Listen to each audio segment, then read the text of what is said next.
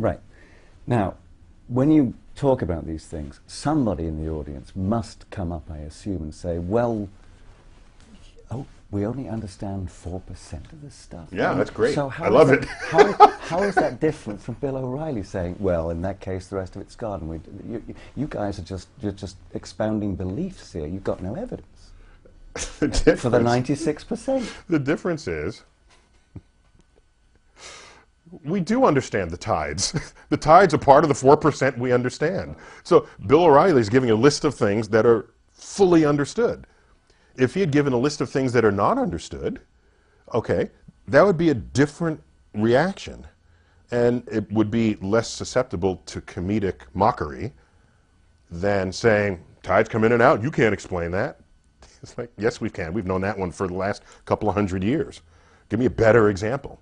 So if he said, there's dark matter and there's dark energy forcing an expansion of the universe so fast that it's accelerating. You can't explain that. Right. We can't explain it. Okay. I don't think he knows enough physics to be able to tell us what it is we don't understand yet. That would have been a more interesting exchange with the atheist guy.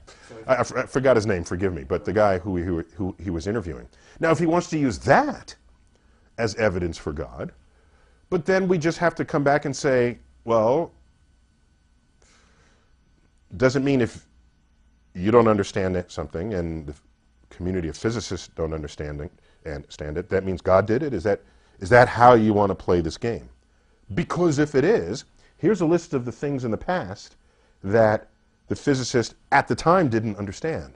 And a talk show you might have conducted 200 years ago would have said, the planets do retrograde? Can't understand that, must be a God.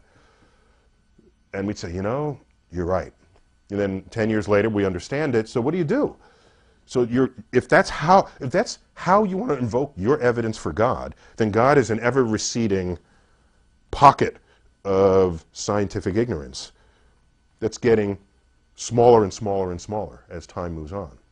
So just be ready for that to happen, if that's how you want to come at the problem. So that's just simply the God of the gaps argument. It's been around forever.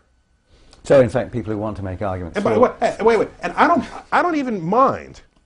I don't even care if someone wants to say, you don't understand that, God did it. That doesn't even bother me. What would bother me is if you were so content in that answer that you no longer had curiosity to learn how it happened. If the day you stop looking because you're content God did it, I don't need you in the lab. You're useless on the frontier of understanding the nature of the world.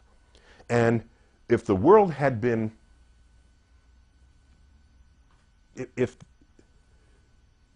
I'm glad whoever those folks are, there aren't that many of them. Because if they dominated the world, we'd still be in the cave. We would have never left the cave. Because there are mysterious things out there, and no, God is doing that, and you don't need to know that, and don't even think about it. Where would we be if their understanding of the world ruled the world? So I don't mind it, but just don't prevent others from conducting that investigation themselves.